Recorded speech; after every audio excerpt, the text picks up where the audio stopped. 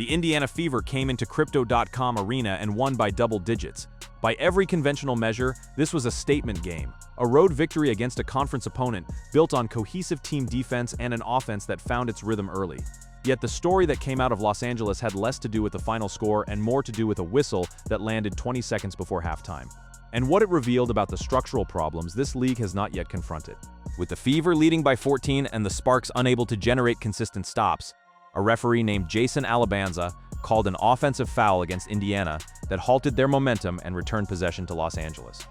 Debatable calls occur in every professional basketball game. Coaches challenge them, players respond to them, and play continues. What followed this particular whistle was unremarkable by any ordinary standard.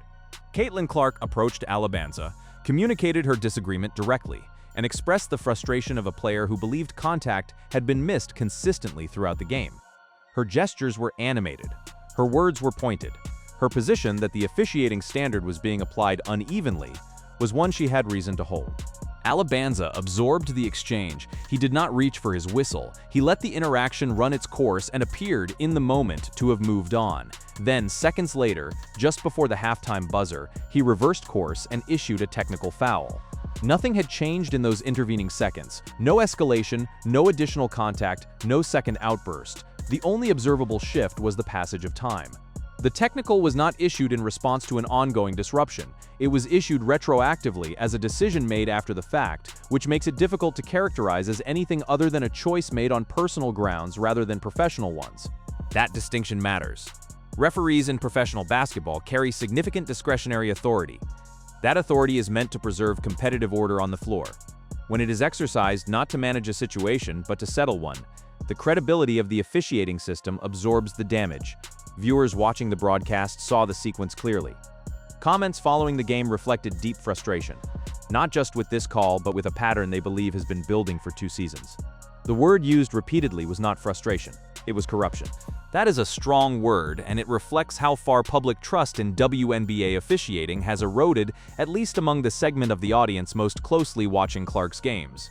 The technical foul was the 9th of Clark's career. 6 came during a demanding rookie season. 2 more arrived in an injury-shortened second year. The 9th arrived here in the first weeks of her 3rd season, before the calendar had turned to June.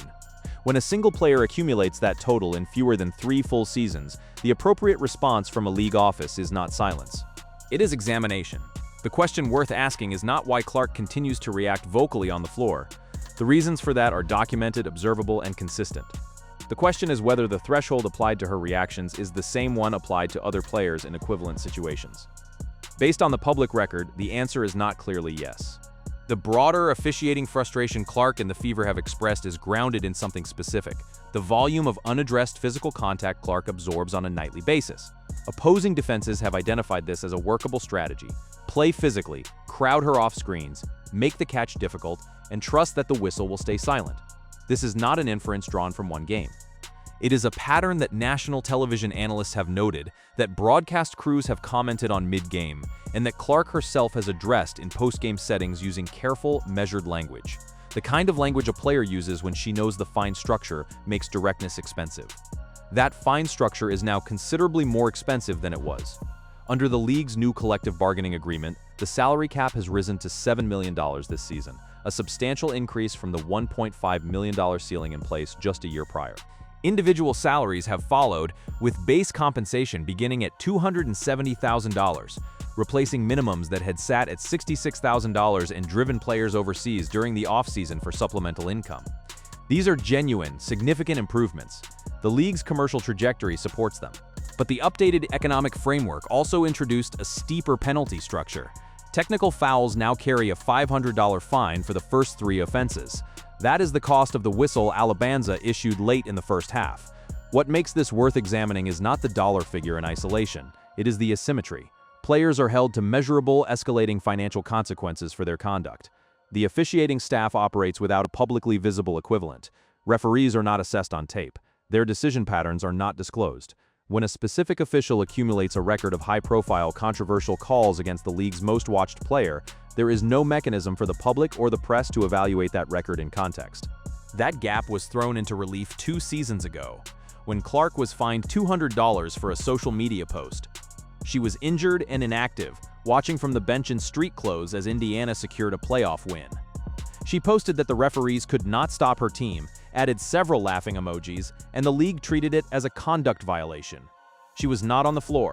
She was not in uniform. She was a spectator with a phone, celebrating a victory. The fine was issued anyway. The contrast with the league's response to documented patterns of physical officiating inconsistency is difficult to overlook. One drew a swift financial penalty. The other has drawn institutional silence. Meanwhile, the game itself offered a more layered story. Clark finished with 20 points and 8 assists in the 87-78 win, a significant output that came under genuine constraint.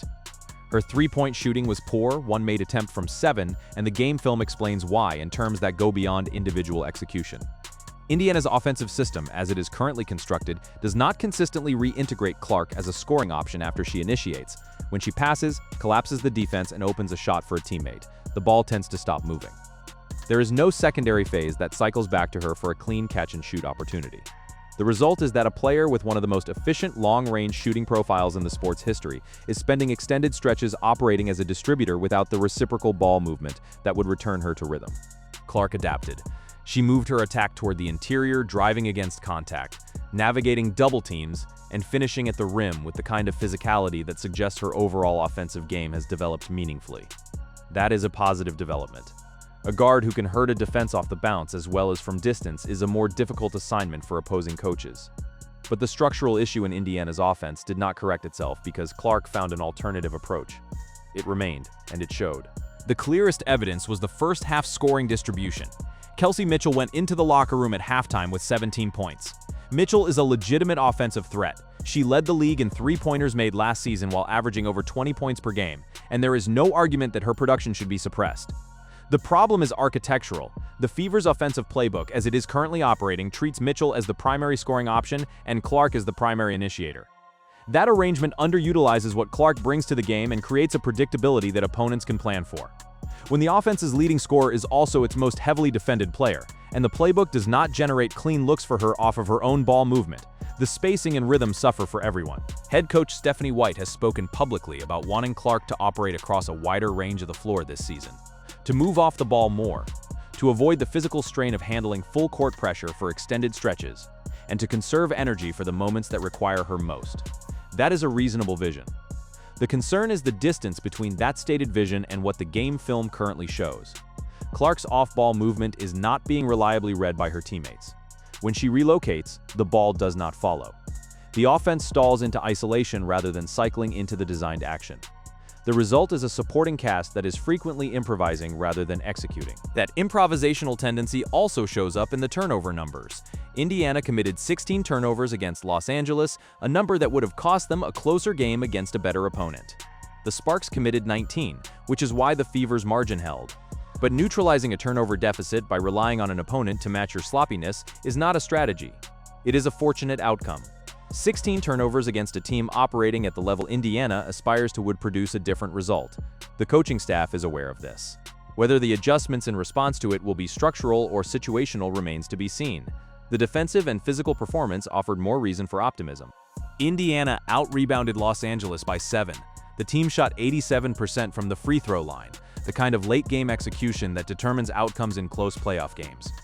When the Fever closed out the second quarter on an 18-5 run, the ceiling of this roster was visible in real terms. Clark scored 7 points in the opening minutes of that run and added 3 assists in the first quarter. Even without her primary weapon producing at its normal rate, she was central to the game's decisive stretch. The viewer response to the broadcast was not primarily about the final score. The comments focused on two things: the officiating and the coaching. On the officiating side, the frustration extended beyond any single call to a broader perception that Clark has been subjected to a standard that does not apply to other players.